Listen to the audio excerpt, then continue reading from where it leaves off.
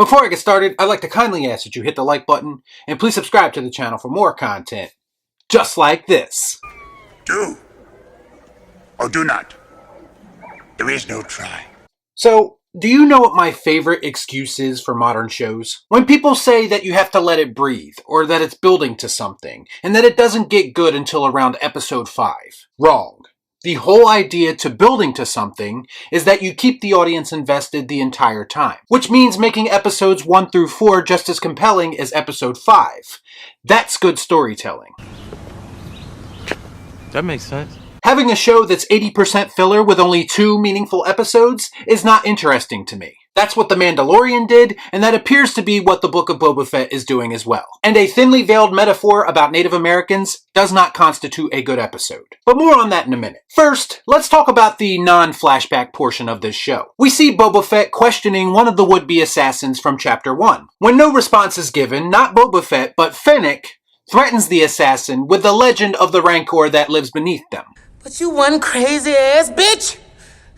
She pulls the lever, the assassin falls into the rancor pit, and the cage begins to open. At the very least, they kept continuity and didn't have the rancor in the cage, because it did in fact die in Return of the Jedi. And I can imagine that rancors aren't easy to come by.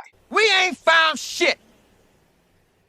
But I guess this moment was supposed to be comedic, but I just didn't find it humorous at all. So after the assassin outs the mayor as the person who hired him, Boba and Fennec go right to the source and head over to the mayor's office, where they once again encounter the mayor's lackey, who does not sound like a character from Star Wars, and more like a manager from my local Target. The mayor of course claims that it wasn't him and deflects the blame to the twins, or Jabba's cousins, who are apparently making a play for his territory. I'm not really sure why they didn't make this play for territory when Bib Fortuna was in charge, but I guess we're just going to ignore that. Alrighty then. I felt like Boba believed the mayor's story just a little bit too easily. As soon as the mayor flashed some money in front of his face, it's like Boba just forgot everything that happened. So clearly they're trying to set up that there's conflict coming from every direction as far as Boba trying to take over Jabba's operation. I will say that this show has spent a surprisingly little amount of time on the storyline that I thought it was going to focus on. Once we shift to the flashbacks in this episode, we never return to present day.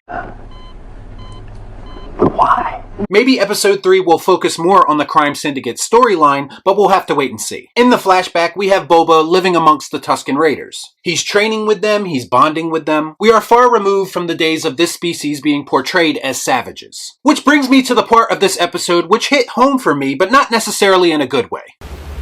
No shit. This whole episode is designed to humanize the Tusken Raiders, a species that we've seen to be very violent and very hostile towards anyone they encounter. It started in The Mandalorian when he bartered with them, and now it continues in this show. Now I could possibly buy the idea of Boba earning their respect, given his nature and the fact that we have stories from Star Wars lore of Tusken Raiders taking in outsiders. But this episode is very strongly pushing for the idea of drawing parallels between the Tusken Raiders and Native Americans. There's even a very on-the-nose line of dialogue from Boba where it talks about how the Tusken Raiders are the indigenous people of this land and how they should not be forced to hide. There's even a suggestion that people passing through the Dune Sea owe the Tusken Raiders a toll. Being of Native American blood myself, I found this message to be very heavy-handed and frankly not the most flattering comparison. Now I'm not going to get into a history lesson here, but I will say this. I don't believe that this message has any business being in a Star Wars show. And again, if you are going to do it, do we really need lines of dialogue to hammer this idea home? Message!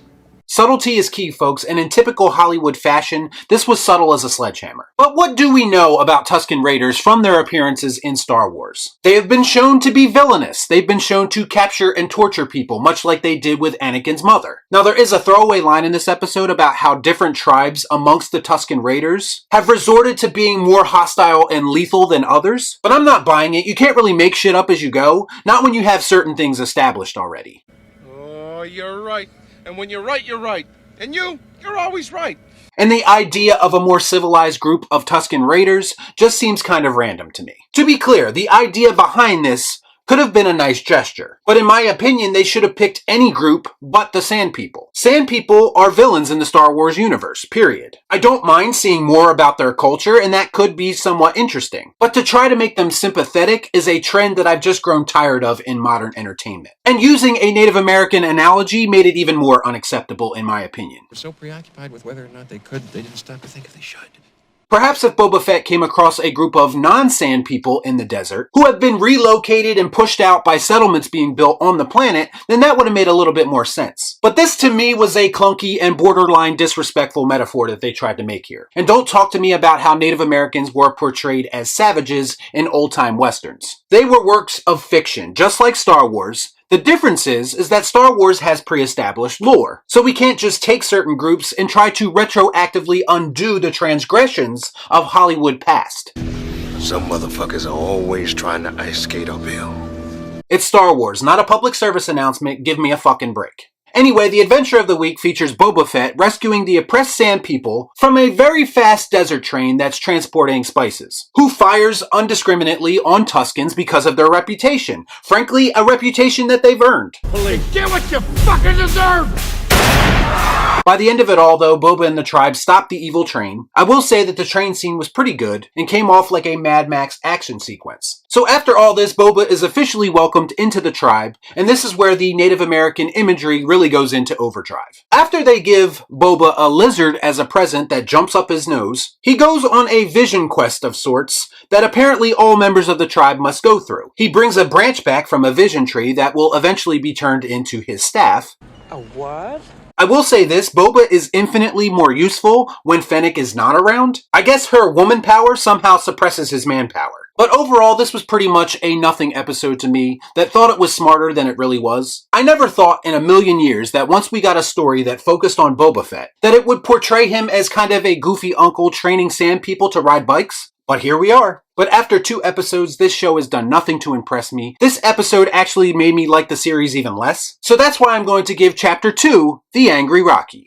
That's right, it stinks! So have you seen Chapter 2 of the Book of Boba Fett? If you have, let me know what you thought about it in the comments down below.